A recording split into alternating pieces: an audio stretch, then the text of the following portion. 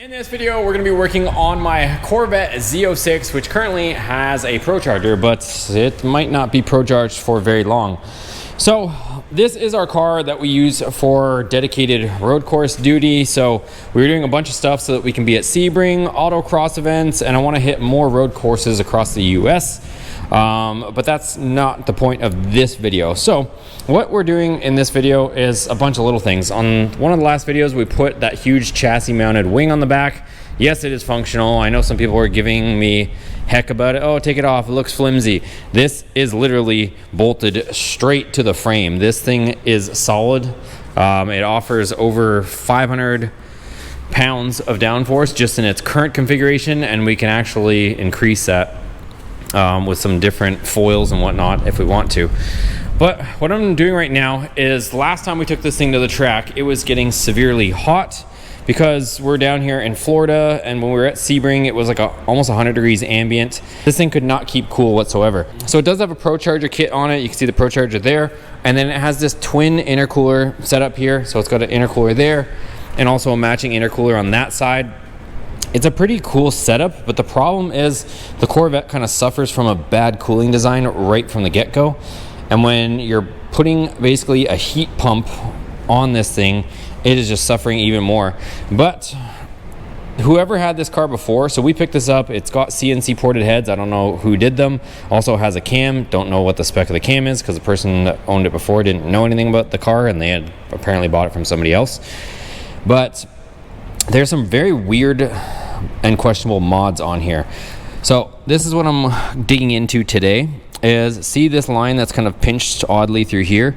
So there's a aftermarket oil cooler, which you may or may not be able to see. And yes, I took the bumper off. I didn't document that because it was my first time doing so, and I didn't feel like I was an expert on the subject, so I just wanted to get it off so I could start filming. Somebody mounted a oil cooler to the front of the radiator. So the way these works is they're called like a bottom feeder.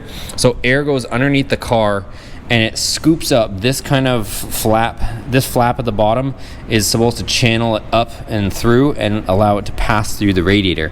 Well, first things first, you're gonna see this big void here, so air can easily escape right through and not be forced through the radiator. Second of all, there's supposed to be dams and whatnot here that kind of make it so that air is forced to go through the radiator, but you can see with the procharger kit, those have all been eliminated. So that's not good. And then third is this oil cooler, which is blocking almost half of the radiator and essentially, you know, driving hot air through the radiator. And if that wasn't enough, I don't know if you guys can see that, there's a fan on top of here, and somebody installed this auxiliary switch on the dash. When you turn it on, I have to have the ignition on. Check this out. I installed, if you hear a second fan, I installed this on the same circuit. So this is our power steering cooler. In here, it's got its own Earl's radiator, and it's gonna drive hot air out that duct, so that's gonna work awesome.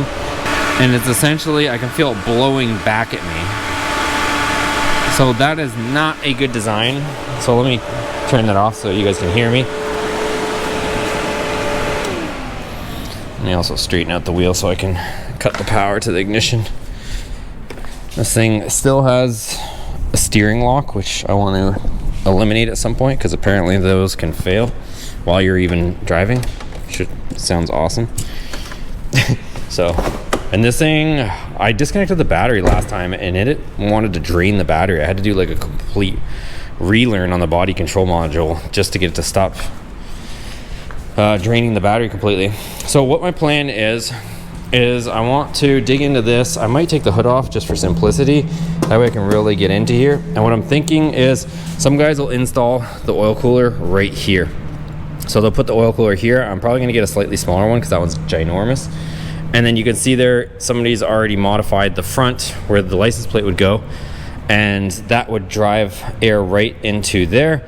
And then we can maintain our bottom feeder for purely engine cooling. That way, hopefully everything stays in check. So that's kind of my thought process at the moment, because I don't like that oil cooler mounted to the front of the radiator. No matter what, that's got to go. So I have to take off this piping and this top plate. I might also pop the hood off just so I can get to here and access everything a little bit easier. I do have a brand new performance radiator that we're probably going to put in. This one has one, but it's I don't know what brand it is. It could just be a cheap one, which I'm guessing it probably is. And yeah, so let's get into it. I'm going to take the hood off, take this off. We'll see what oil cooler is there, and then I'm going to start ordering some stuff so that we can put the oil cooler at the front. Oh, okay. It's a big hood, but it's out. Okay, so I just put the hood on my foam work mat. That's a pretty big hood. Look how much easier this is to work on.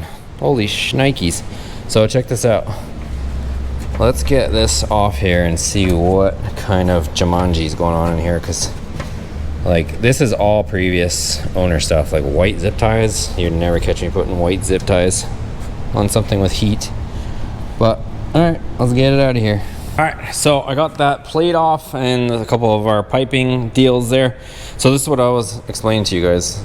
There's a fan on top of an oil cooler on top of the radiator, and it's essentially just blocking airflow. So these have kind of a stupid design, or not the best design, I should say.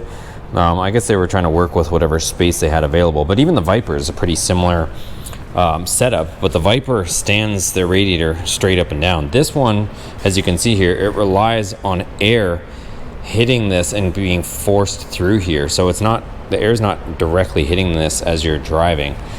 So the air kind of has to creep up and then flow through it. And a lot of people, what they'll do is they'll actually stand these up. They'll like get a shorter radiator and stand it up, or like raise the hood or put different hoods on them and all kinds of stuff to try to get this radiator to be standing straight up and down instead of laid back how you see it here. So this is what I want to redo. So it's just held together with tie wraps, so it's nothing official. And you can see this janky wiring that's like held on by like a couple strands of wire. So remove this, and then I'm of course going to have to extend these lines from the engine. So that's going to have to happen. Yeah, that's a lot of work, but it is what it is. So I'm going to order a different oil cooler. It's a -10 line. Hopefully I have enough line here to be able to get that done with some Earl's fittings. And then I want to mount the oil cooler right up here. I'm going to get a slightly smaller one. Probably it's like I think a 12.9 inch by 6.5. So that should fit in here pretty decent. Carved this out to use up this space. I've seen some other people do it that way. It looks pretty slick. And then that way, that oil cooler will be there and nothing is going to be obstructing our radiator. That's going to be half the battle. And then this radiator, again, don't know what brand this is, but we've got a brand new performance one that we're going to put in here that should flow even better than whatever this probably is or isn't. So let me mess with some stuff and I'll update you guys in a minute here. Okay, so we're draining the coolant, and while that drains, we are actually going to install a turn 1 power steering pump. So these guys over here, they are very familiar with the C5, C6 Corvette stuff, and I guess GM stuff for that matter. But they've identified a issue with the factory pumps where essentially they create a lot of heat and it's a lot of excess pressure. So they've gone in, adjusted it, done some stuff internally to their pump. Also comes with this billet aluminum pulley on it, so it's all ready to go. So it's just a little bit buried in there. We got the Holley one in there, which is working great, but the Holley one's just a standard flow, and we're going to be installing this one, which is more optimized for us road coursing this thing, so our power steering doesn't get as hot and as baked. So I'm gonna go ahead and get in there. It's not a fun job, but since this is taking forever to drain, I'm gonna go ahead and keep myself busy, change out the power steering pump right there. Okay, so we got the power steering pump out, and then we got the turn 1 going in. It's definitely not a fun job. I don't really know what else to say. I do take the whole bracket out with the pump. It's definitely a pain in the butt. There's no other way around it, but that's kind of the job that we're left with here. I'm trying to debate right now. So I've got a brand new upgraded water pump with a billet impeller. It's going to be going in, but right now would be a good time to do it, but also a bad time to do it because our power steering is open and vulnerable. It would give us more room to be able to get the thing out, but at the same time, it's also not going to be a good idea because it's no matter what we do, there's going to be coolant just gushing out everywhere, and I don't want to have that open. I could swing it out of the way, but I'm struggling with this right now. The other thing too is I still have not decided. Maybe by the end of this video I'll decide if I want to take the blower off or not, because like I said, I'm contemplating taking it off at the moment just to kind of get the car sorted out, go have fun with the car, and then we can always put it back on. Might seem like a lot of work, but I at least know that the car will be able to stay moderately cool. Just added in the blower, it's just, you have to have some serious like provisioning for that blower, whereas I know with an upgraded radiator and upgraded oil cooler, we'll be able to run this thing all day long. But with that, you might have to redo the whole fascia, duct work, like all sorts of crazy mods just to have that on there, and I don't know if I'm prepared to do all that right now. So it's kind of my thought process in the whole thing. But let's go ahead, get that power steering pump in there. One thing I do want to do is I want to run some of that thermo cure. It was the same stuff that I ran in our diesel generator on the RV. That thing had overheating issues, and I ran that through, and all sorts of black gunk came out of it. Even though the cooling system was, you know, clean or looked clean, there was like black gunk that came out. I had to flush it like almost 10 times for it to all come out. So I want to do that with this, with the old radiator and the old water pump, just so that you know, nothing gets stuck in our brand new radiator that's over there. So kind of my thought process. It's more work, but I think it's probably makes sense. All right, so we got that turn 1 power steering pump in there. I put the belt back on. And now what I'm gonna do, this is gonna be an extra added step, but I swear by this stuff. If this works on this, and wait till you guys see what comes out of this thing. So thermo cure, again, we use this on our diesel generator that was overheating, and this just released so much gunk out of the system. So especially like in here, how you can see like all these, I don't know if you guys will see that, but it's kind of nasty in here. Like hopefully it cleans up a lot of these deposits. It made the friggin' generator almost like new. So I'm gonna run that stuff through it, and you guys will see what comes out of this thing, and we'll just keep running it, and then we're gonna have to keep flushing it out with water until it starts coming back out clear. But I'm telling you, wait till you guys see what comes out of this thing. So let's get it in there, we'll run it, heat cycle it. You can run this for like several days, but I don't really feel like putting the whole car back together and driving again, so I'm just gonna heat cycle it a bunch of times in the garage here, and yeah, do it that way. So let's get that in there, add water, and then we can fire it up. All right, so hopefully you guys can hear me over this thing chopping, but it's the next day. I'm just letting it run. But like even this thing just sitting here idling, you guys, like this blower, I can barely, it's almost to the point where I can't even hold my hand on it. Mind you, we don't have a hood on it. I got a fan blowing on it, and it's idling. And even the intercoolers are hot. Like that thing just produces heat, unfortunately. So I think from all the research that I've done, everybody says take the blower off for if you're gonna be hardcore road coursing, which is what we're gonna be doing.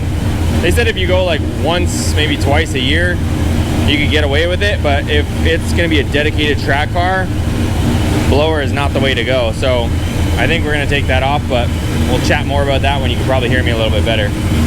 All right, so believe it or not, I actually let the car idle for like 2.5 hours because I just wanted all that stuff to get through it, and I didn't want to, like, you can actually go around and drive with this stuff for like, it says 4 to 6 hours, but I didn't really want to put the car back together, take it off the lift and all that, so I just let it idle for several hours.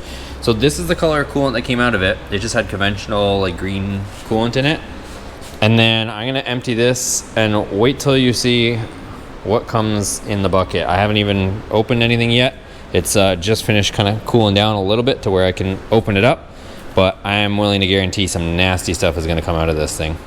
All right, so we are gonna have to flush this several times with water, but it might look like it's coming out somewhat clear, but look in the bucket.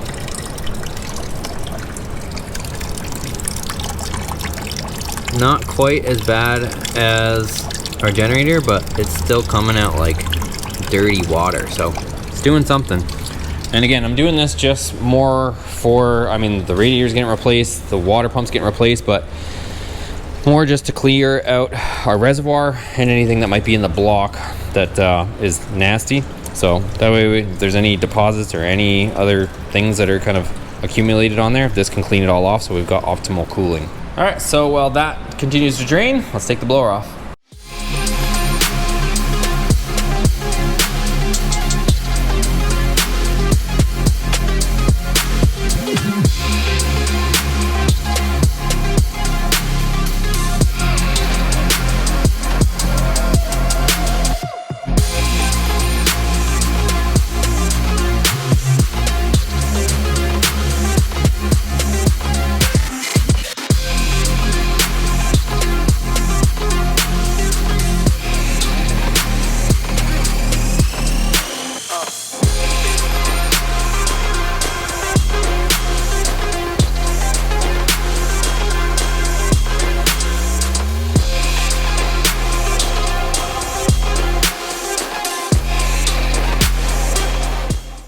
All right, well, that was honestly probably 20 minutes and the whole kit is just about off. So one of the things I will tell you guys is with the Procharger kits, at least the base kits, you guys obviously know that we're putting a Procharger head unit on the Viper, but that is just the blower itself. Somebody else designed the whole kit. But usually these out of the box Procharger kits, they tend to flex quite a bit. There's only 3 bolts that holds this whole thing on, and then you got to also remember you got a belt that you're trying to wrap around there with that tensioner, trying to put as much tension as you possibly can around this. So a lot of times these setups move and flex quite a bit. It kind of just is what it is. They obviously work, but just something to point out.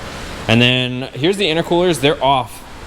They really aren't that big of a unit. Normally, you know, you guys have probably seen a front mount intercooler that like is like, you know, 2-3 feet long across the front of the car. But like, look at how tiny these are. Yes, there's 2 of them. The other one's over there. But for our purposes, like for street use, all of the stuff that I'm talking about, perfectly 100% fine. For road course, where this thing is constantly going to be just pumping hot air through this and it's going to have a hard time getting rid of the hot air, that's kind of why I'm removing it at this point. The other thing too is you'll notice that the brake ducts were completely blocked. So there's factory brake ducts on the Z06, which obviously would help to cool our brakes. And they had to get removed in order to fit the 2 intercoolers on each side. So I want to bring the brake ducts back in, of course, because having brakes would obviously be nice on the track. What I'm doing now is blower's off, and here's our water pump. So this makes getting to our water pump accessible. The blower would have probably had to come off just to get to the water pump regardless, but anyways, that's that. So this thing is still kind of dripping out. This thing is like, this radiator is so slow. I wonder if it's not clogged up because it takes forever to drain. It's still draining, even though I've got the radiator cap off. So I'll go ahead, take our hardware off of this. This is one nice thing about like GM stuff. I mean, there's probably lots of nice things, but the one nice thing is it's only 6 bolts, like 1, 2, 3, and then 1, 2, 3, and then the whole water pump just comes out. So I'm gonna take off our hoses, and then literally 6 bolts and that water pump is off.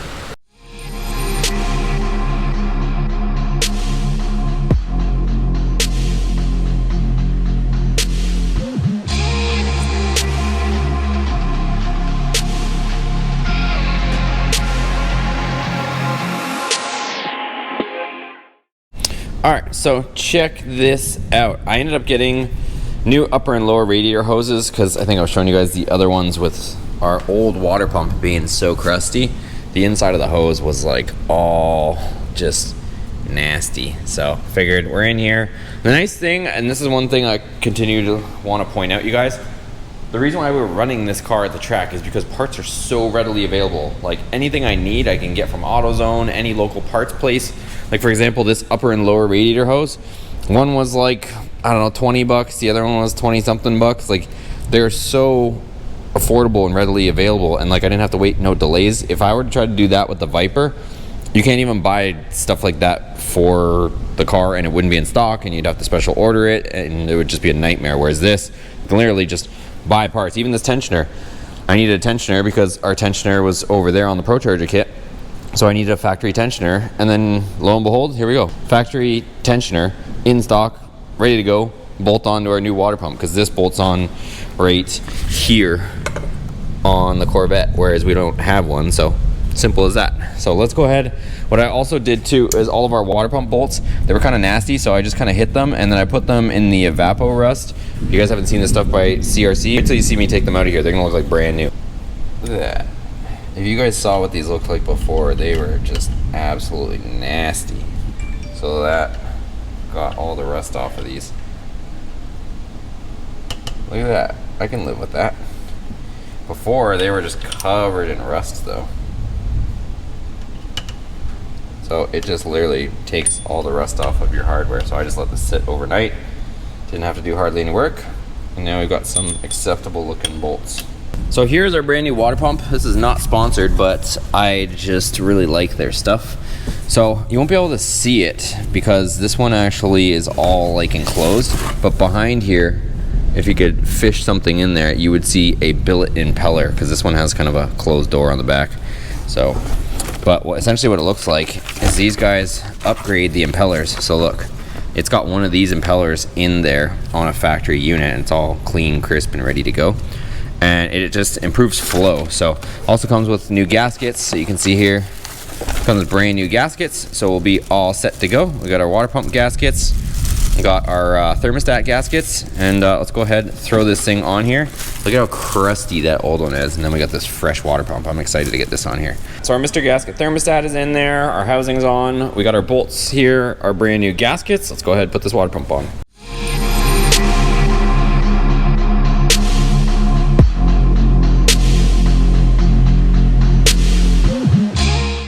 Okay, so new water pumps on, put our new tensioner on, and then I just picked up this new belt as well. So this is a shorter belt because the procharger belt's long, so hopefully this fits. Let's see how it goes. All right, so that all worked out well. So it's nothing too exciting or not too shocking, but like I said, stuff you can just get from your local parts store. We got the belt, we got the tensioner, and all that's on there good. So if you guys do or don't know, these do run a separate belt for the AC. So because we're not running AC, the AC would have been over here on a small belt running over to our AC compressor, but we're not running AC. We're just trying to focus on performance here. So no AC condenser as well, blocking our radiator. So next up, I am not sure if I want to put this back on to our water pump because I still got to flush it out, but see all like that debris and stuff? I don't think that's the best idea. So, and our radiator is still here. We've got the brand new one over there. But what I think I'm going to do is just pop off these two brackets. I also think I have to locate some new brackets. I am new to this platform, but I'm willing to bet that these came with the procharger kit because they have like holes to mount that. So I know there's like a different top plate here. So I don't know if this lays this back more than the regular brackets do, but I'm pretty sure these two brackets from the procharger kit, so I'm gonna have to find those at some point. But I'm gonna unbolt these, tilt this forward so I can get to our hoses, pop our new hoses on. I'm trying to debate how to do this here. I almost could put the radiator, but I kind of want to flush it out a little bit. Let me decide here. Either way, this has come out. I got to take these hoses off. All right, here I am putting in the brand new radiator. I got a separate video for you guys on this. And then here is a Earl's oil cooler.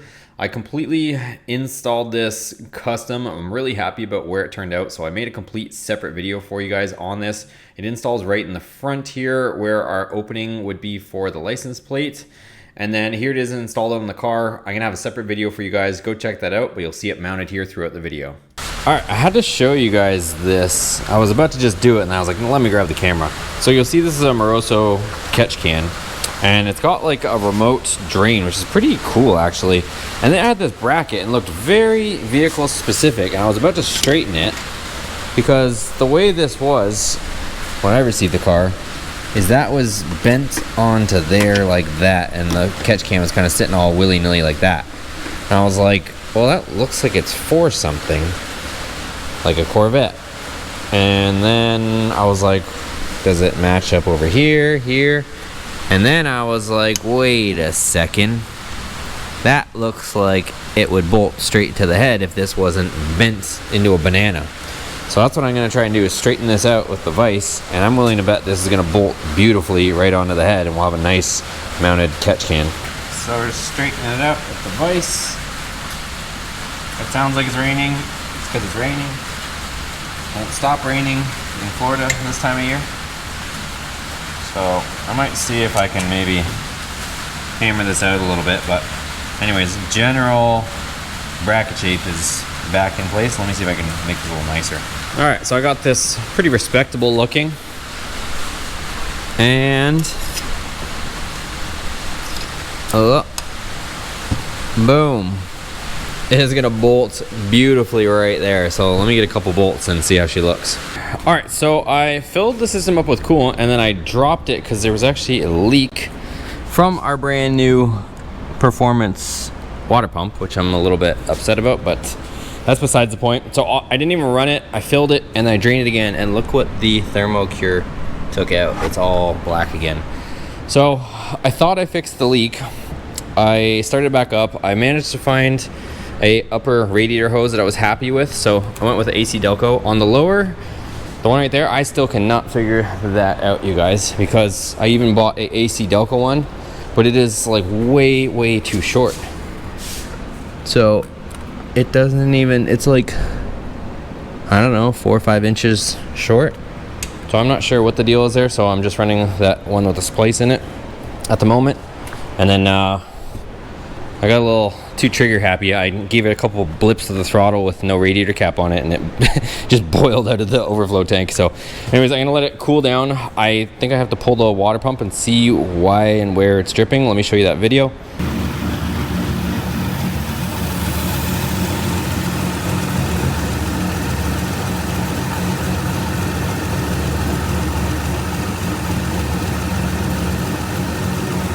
So let this cool down a little bit, and I think I probably actually can open up the little drain there and let it trickle out while it cools as well. All right, so we're gonna let that drain. Probably hit the boiling point with it just being water that we're flushing it out with right now and no radiator cap, so oh well. Not a big deal. So it wasn't running for very long. The other thing I want to do too is check these out. I don't know if this came with the Procharger kit, but this is where the brake ducts go, and you can see there's a couple additional holes drilled, but luckily, I don't know if you guys can see that the pattern there is still there for the actual brake ducts. So this is going to help with our brake cooling, of course, for track stuff. So you can see there right, and then left. So this should, in theory, click into there. I think something like that. Probably look at that. So what I got to do is take these off. So why don't we zip those off? That way we can figure out how these fit, like so. All right, guys, so I figured out what was going on and why the lower radiator hose was not reaching. So because the Procharger kit is now off, Procharger actually supplies or sells a different lower radiator support. I'm new to the platform, so if you guys already know, you guys already know, but you can see the difference here. So this is Procharger's lower radiator support. See where the radiator supports are, where it actually mounts. They actually laid the radiator over further, which would actually make cooling even worse because it already has a hard enough time to try to pass over the radiator even on the 45 that it's on, but they've like laid it down even closer to parallel with the ground. So that's where it's supposed to be. I got this replacement online. It was only like 85 bucks or something like that. So now if I put this in, that should stand our radiator up more upright, better cooling. I'm like baffled that they would do that, but I guess that's besides the point, because if you're adding more heat, you would think you would want to at least maintain the efficiency, but to lay it over even further, like a lot of guys will actually stand the radiator up perpendicular with the ground so that you get direct airflow through here, but to lay it over even further is decreasing efficiency even more. So anyways, I'm gonna get this bolted back up here. That should stand our radiator up properly. I still need to find the upper radiator support, that kind of plastic shroud that holds everything. I gotta locate that, but at least I can get this in here, get the proper lower radiator hose in there, and yeah, let's get it done. All right, so our new lower radiator support is on. Radiator is a lot further back than it was. A couple other key points. See how this is here? So again, since it's the bottom feeder, the radiator is behind this portion here. So we can put a flap here, drive air up and into there, or if we wanna just run it straight through and try it with the radiator actually standing upright, that might be a possibility. But on the old radiator support, even though we had a lip right here, the radiator was in front of that lip. It made 0 sense. So there was a flap that hung below right here. So this flap hung below and diverted air up, but the radiator was up here, so it was just bypassing the whole thing. There's the extended radiator hose off of there, the old one. I just got our new one up there. This is a lot better. I had to move my oil lines for my Earl's oil cooler a little bit, but nothing too serious. I didn't have to change the length of them. I just had to reroute them a little bit because before the radiator is way up here, and I had them routed in such a way that I had to move them again, but not a big deal. Like I said, wasn't that big of a job. Right now I am dropping the oil because I figured why not. So I'm gonna do the oil filter, oil, we'll drop it all because I already have one track day on it, so I want to freshen it up, and let's go. Okay, so I ended up dropping the oil. Wasn't too much excitement there. And then I put a brand new oil filter on here so we can bring it back down, put some oil in it, put some coolant in it, and should be good to go. All right, so I am doing a million different projects all at once. I'm gonna wrap this video up here because I'm at a bit of a standstill. Supercharger kit is off, water pump is back off. Our upgraded water pump had to come back off because it was dripping, and this was the cause. There was this little like defect in the casting. So it was dripping out of there. So Summit Racing is going to be sending me out a new one, and I gotta return this one. Not a big deal, but it's just another delay. I wanted to really get this thing off the lift today. More parts are showing up. Our front splitter is here. I'm just waiting for all the hardware for it, and that will go on. You can see we got the brake ducts in here now. So now we've got functional brake ducts, whereas before we didn't because the intercoolers were there. So those actually pop out there. It's gonna give us a lot more cooling, and I've got hood vents showing up in the next few days. So we're gonna be cutting the whole hood. We're gonna have a middle section, and then we're also gonna be cutting this out to allow heat to escape from our brakes out of our wheel wells, and also help with front end lift. So if we vent out our fender wells as well, that'll help with keeping the front end planted as well. So both brake ducts are in. This thing is just getting more and more closer to just being a road course beast.